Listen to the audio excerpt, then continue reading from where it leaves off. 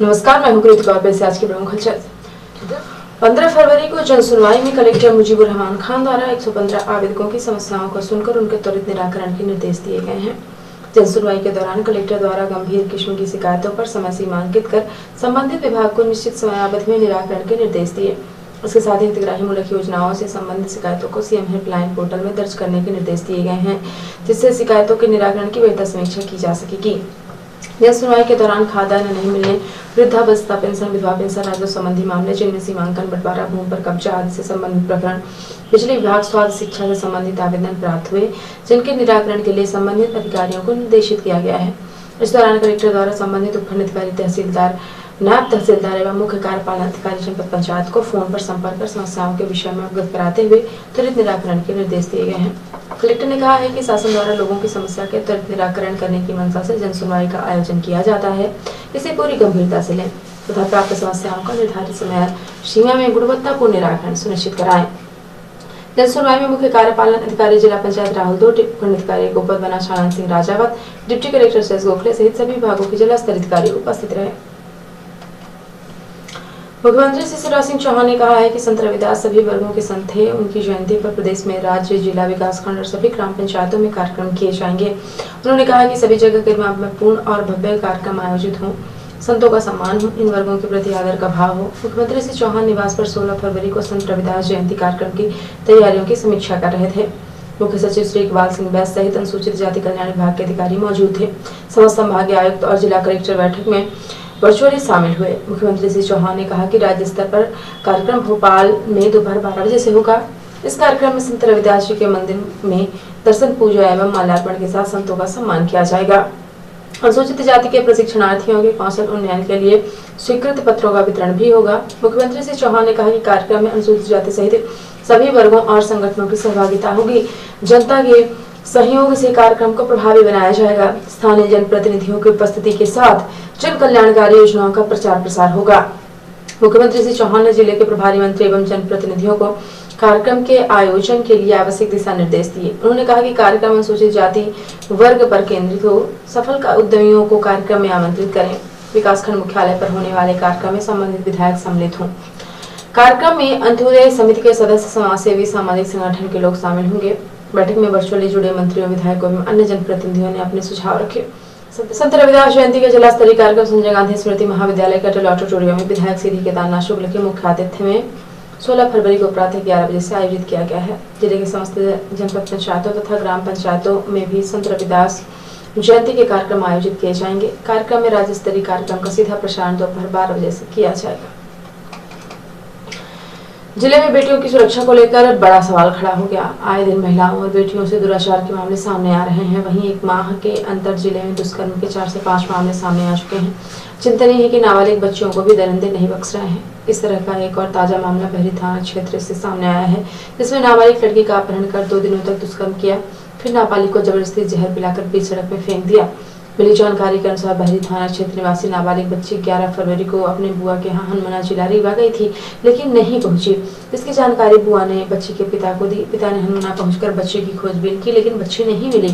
पिता ने हनुमाना थाने में आकर बच्ची की गुम होने की रिपोर्ट दर्ज कराई। वहीं 2 दिन बाद 13 फरवरी की शाम करीबन 8 बजे बहरी क्षेत्र में सड़क पर घायल अवस्था में बच्ची की पड़ी हुई थी, जिसकी सूचना अनिल तिवारी द्वारा बहरी पुलिस को दी गई। पुलिस द्वारा बच्ची के परिजनों को सूचना देते हुए तत्काल घटनास्थल पर पहुंचकर बच्ची को उपचार के लिए बहरी से जिला चिकित्सालय सीधी लाया गया, जहां उपचार के दौरान बच्ची 2 घंटे तक जिंदगी और मौत से जूझ रही थी। आखिरकार बच्ची ने दम तोड़ दिया। वहीं इस घटना को लेकर मृतक बच्ची के परिजनों ने कुछ लोगों पर हत्या और बलात्कार के आरोप लगाए थे, जिसकी पुलिस जांच कर रही थी। अचानक जांच के दौरान इस घटना में एक नया मोड़ सामने आ गया, जब इस दुर्घटना के एक आरोपी के 15 फरवरी को संदिग्ध मौत की खबर सामने आ गई। आरोपी मृतक जीवन सिंह चौहान का पोस्टमार्टम जिला मुख्यालय में कराया गया है और पुलिस अब इस पूरे मामले को बड़ी गंभीरता से सुलझाने और आरोपियों के सामने लाने का प्रयास कर रही है। एक पंडित जी की लड़की थी मायापुर की। उस लड़की घर से गायब हुई 11 तारीख को। उसके घर वाले जो है, उसके भाई, उसके पिताजी इस लड़के के ऊपर रिपोर्ट करवाए कि अपहरण करके लेकर भाग गए। हमारा ये आरोप ये है कि हम जानते नहीं कि तो मतलब लेकर गए हैं कि नहीं लेकर गए, इसकी जानकारी हमको नहीं है। एक औरत थी खेत में, बगल में रोड के किनारे चारा घास काट रही थी। वो बताई कि एक 4 पहिया वाहन सफ़ेद वाहन रहा और ईंट रुओं की का और ले आकर मतलब इनका गिराए का अब ऐसे भले कुचवाही वाले भागा जाला है। अब देखना है कि पुलिस कितनी जल्दी इस सारे घटनाक्रम का पर्दाफाश करके घटना के जिम्मेदार लोगों को या घटना के पीछे सुखी सच्चाई सामने ला पाती है। इस घटना को लेकर लोगों में तरह तरह की चर्चाएं प्राप्त है। मध्य प्रदेश शासन द्वारा लिए गए निर्णय अनुसार मुख्यमंत्री बाल आरोग्य संवर्धन कार्यक्रम अंतर्गत दिनांक 15 फरवरी 2022 से 28 फरवरी 2022 की अवधि में शहरी एवं ग्रामीण क्षेत्र में सघन पोषण अभियान का आयोजन किया जाना है। अभियान का मुख्य उद्देश्य समाज के सभी वर्गों और क्षेत्रों में बच्चों के पोषण के प्रति परिवार एवं समुदाय को जागरूक करना एवं स्वस्थ रहने के लिए परिवार एवं बच्चों में स्पर्धा की भावना को बढ़ावा देना है। इस कड़ी में महिला एवं बाल विकास विभाग द्वारा कलेक्टर एवं जिला कार्यक्रम अधिकारी के निर्देशन में अभियान चलाया गया है। अभियान अंतर्गत प्रथम सप्ताह 15 से 22 फरवरी 2022 आंगनबाड़ी केंद्रों में ही प्रातः 9 बजे से शाम 5 बजे तक शून्य से 6 वर्ष के सभी बच्चों का शारीरिक माप लिया जाना है। शेष दिवसों में दोपहर 1 बजे के बाद टोले मजरे कवर्ड क्षेत्र के टूटे हुए बच्चों की शारीरिक माप के लिए हितग्राहियों के घर घर जाकर आंगनबाड़ी कार्यकर्ता एवं सहयोगी संस्थाओं द्वारा पोषण दस्तक दिया जाना है। मंगलवार को इस अभियान का शुभारंभ परियोजना सीधी 1 सेक्टर नगर पालिका क्रमांक 2 आंगनबाड़ी केंद्र वार्ड 21 में परियोजना अधिकारी डॉक्टर शेष नारायण मिश्र द्वारा कन्या पूजन से किया गया।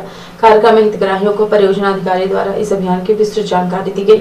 पर्यवेक्षक प्रीति भोगचे द्वारा पौष्टिक तत्वों की जानकारी दी गई। साथ ही आंगनबाड़ी कार्यकर्ता किरण सिंह ने स्वच्छता के विषय में हितग्राही की समझाइश दी। कार्यक्रम में हितग्राही शीला पनका, साधना दुबे, सीता गुप्ता, सुमन केवट, मीनू जायसवाल, मातृ सहयोगिनी सारिका सिंह चौहान उपस्थित रहे।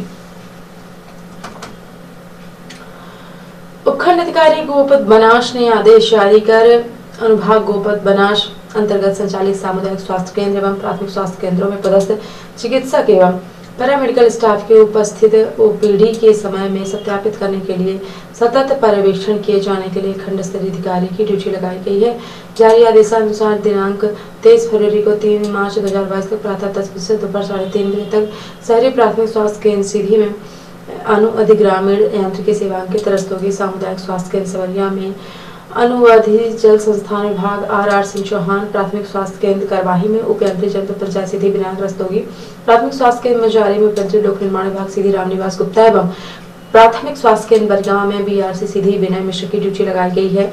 उन्होंने उपरोक्त अधिकारियों को निर्धारित दिनांक समय पर संबंधित स्वास्थ्य के केंद्रों में उपस्थित होकर चिकित्सकों की उपस्थिति का निरीक्षण करेंगे एवं निरीक्षण के दौरान चिकित्सक एवं स्टाफ की उपस्थिति अनुपस्थिति तथा शासकीय कार्य में स्वास्थ्य केंद्र से बाहर होने के संबंध में स्पष्ट प्रतिवेदन निरीक्षण दिनांक को ही खंड चिकित्सा अधिकारी सीधी एवं उपखंड कार्यालय में उपलब्ध कराना सुनिश्चित करेंगे। ड्यूटी रोस्टर नियमित रूप से खंड चिकित्सा के द्वारा व्हाट्सएप के माध्यम से उपलब्ध कराएंगे। मध्य प्रदेश राज्य ग्रामीण आजीविका मिशन सीधी द्वारा बीसी सखी का रिफ्रेश प्रशिक्षण कार्यक्रम एकता सामुदायिक प्रशिक्षण केंद्र सीधी में किया गया। उक्त प्रशिक्षण कार्यक्रम में राज्य कार्यालय से आए विनल Sukhwani, NRETP technical expert, digital finance एवं सविता माथुर समन्वय बेसिक संस्था के माध्यम से प्रदान किया गया।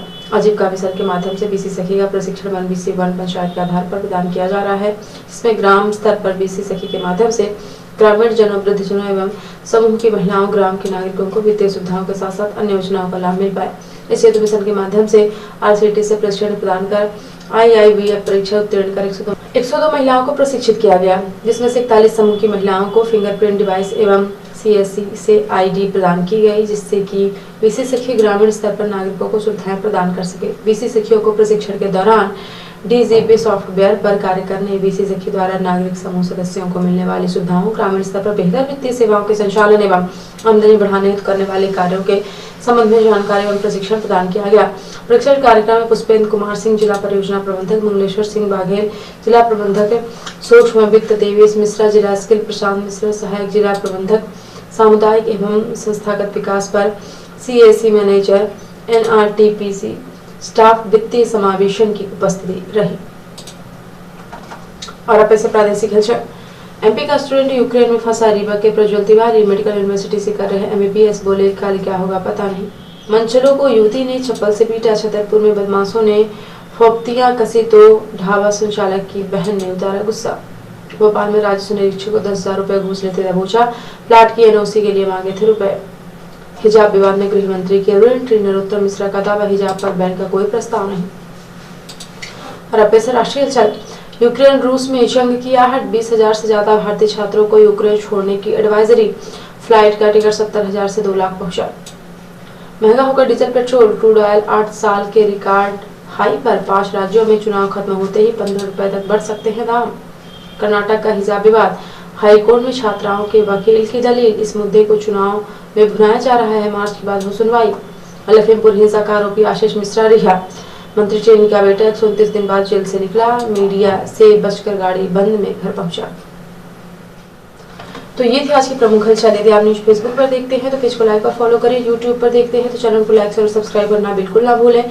आप किसी भी न्यूज को तत्काल पढ़ने के लिए लॉगिन करें www.ntvindianews.com। सीधे एवं के प्रत्येक न्यूज का अपडेट अपने फोन पे पाना चाहते हैं तो आप प्ले स्टोर से हमारा app NTV India news download करें और जुड़े रहें अपने आसपास के समस्त गतिविधियों से एनटीवी इंडिया न्यूज के साथ। नमस्कार।